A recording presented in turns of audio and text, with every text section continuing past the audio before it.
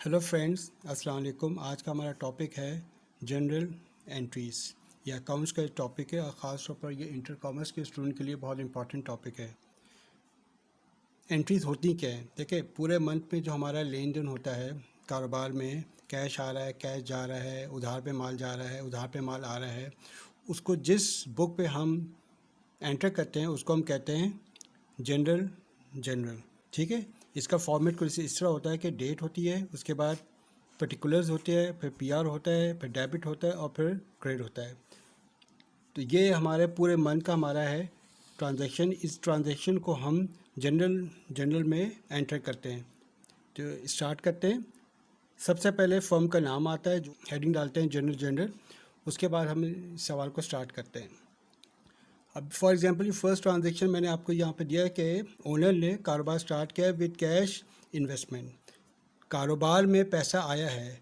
यहाँ पे जो दो चीज़ें दी गई हैं, डेबिट और क्रेडिट। डेबिट का मतलब होता है आना, क्रेडिट का मतलब होता है जाना। अब जो चीज़ आपके पास आ रही है उसको हम लोग लेके आएंगे डेबिट साइड पे, और जो चीज़ हमारे पास से जा रही है उसको हम लेके आएंगे क्रेडिट साइड पे। तो started business with cash investments का मतलब ये है कि पैसा आपके पास से तो जा रहा है लेकिन आपके कारोबार में पैसा आ रहा है।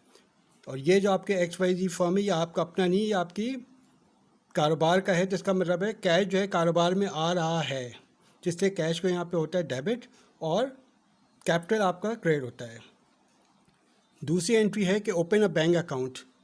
पैसा आपके पास से जा रहा है लेकिन आपके कारोबार के बैंक अकाउंट में पैसा आ रहा है, तो इसलिए दूसरी एंट्री में बैंक हमारा होगा डेबिट और कैश हमारा होगा क्रेडिट।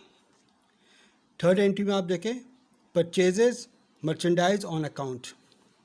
याद रखिए, अकाउंट्स में मर्चेंडाइज, स्टॉक या इन्वेंट्री, ये तीनों जब आप ख़रीदते हैं तो ये अपने नाम डेबिट नहीं होता है, बल्कि एक टाइटल आता है, परचेजेस से ये डेबिट होता है।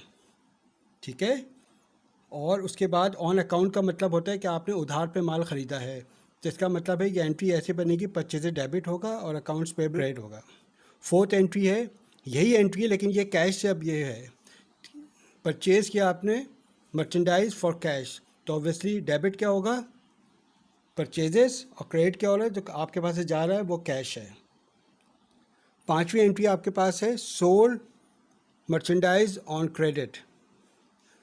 मर्चेंडाइज अब आपने बेचा है। यहाँ पे मर्चेंडाइज, स्टॉक या गुड्स जब आप बेचते हो तो ये अपने नाम से नहीं आता है बल्कि सेल्स के नाम से आता है।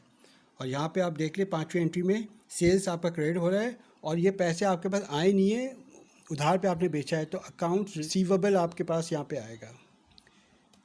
सिक्स एंट्री बिल्कुल वैसी है लेकिन ये कैश की है, सोल्ड मर्चेंडाइज ऑन कैश। जिसका मतलब है जब आपने माल बेचा है तो आपके पास कैश आया है, तो ऑब्वियसली जो चीज़ मैंने आपको पहले बताया था, जो चीज़ आती है वो डेबिट पे होती है, तो इस एंट्री पे कैश आपका डेबिट हो रहा है और सेल्स आपका क्रेडिट हो रहा है। सातवीं एंट्री में आप देखें, withdraw cash from business for personal use. Accounts में जब भी ओनर अपने पर्सनल यूज़ के लिए या प्राइवेट यूज़ के लिए पैसे कारोबार में से विड्रॉ करता है तो एक हम टाइटल लेके आते हैं जिसको हम कहते हैं ड्राइंग। तो यहाँ पे ड्राइंग डेबिट होगा और उसमें विड्रॉ क्या क्या है, कैश क्या है, तो कैश यहाँ पे क्रेडिट हो जाएगा। पॉइंट नंबर 8 है परचेज फर्नीचर ऑन कैश ₹50,000। अब आपने क्या किया है, कारोबार के लिए आपने फर्नीचर ख़रीदा है और कैश आपके पास से गया है। तो जैसे कि मैंने आपको पहले बताया है कि जो चीज़ आप ख़रीदते हैं वो डेबिट होता है और जो चीज़ आपके पास से जाती है वो क्रेडिट होती है। तो इस ट्रांजेक्शन में फ़र्नीचर आपका हो रहा है डेबिट, फर्नीचर आपके पास आ रहा है, और कैश आपके पास से जा रहा है, तो ये कैश आपका हो रहा है क्रेडिट। और उसके साथ ही ये सवाल आपका ख़त्म होता है। Thank you.